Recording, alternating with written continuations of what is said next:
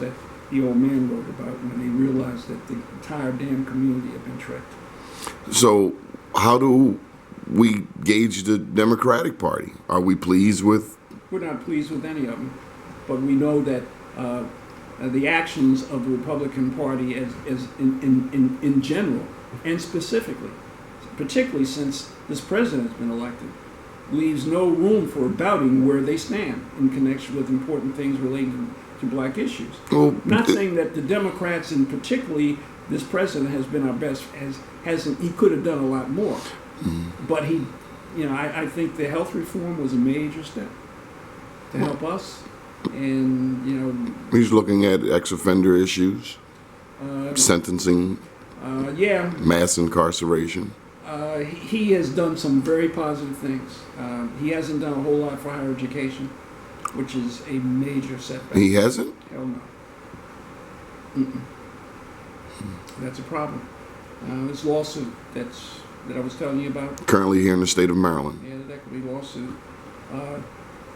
Before it was filed, there was a request by Ehrlich's administration to recognize that this Maryland was no longer subject to the restrictions of an agreement between the state of Maryland and the federal government that was put in place as a result of federal government concluding in 2001 that there were still many vestiges of the legislatively required segregation in higher education. Too many vestiges remain as far as the disparity between HBCU institutions and the white ones, and how they were allocated various things, courses, etc., as well as funds.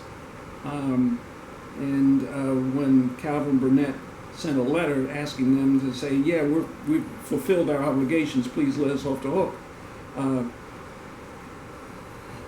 no one has responded to that, when in fact there is very clear evidence that this state has done probably even worse things since that letter or the agreement was signed. I signed the agreement on behalf of the state of Maryland, because I was the chair of the Maryland Higher Education Commission.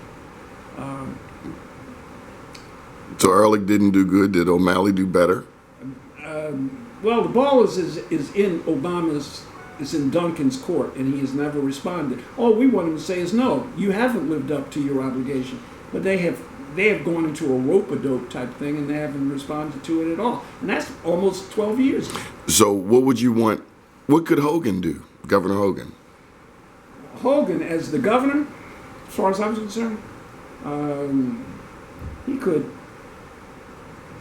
I think what he should do, number one, is not appeal whatever the result of this lawsuit is going to be, which I don't believe I believe he will appeal it, because the result of that lawsuit, which we now have been in the preliminary decision, reflects the fact that the state did violate the constitutional rights of the black students at HBCUs by perpetuating the practice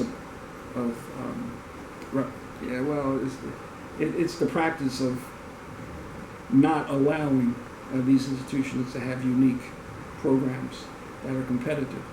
Every time you have a unique program that was introduced at one of these HBCUs, it gets duplicated at a white institution, and you know where all the students and where all the funds go. The result is too many of these black institutions really have been penalized.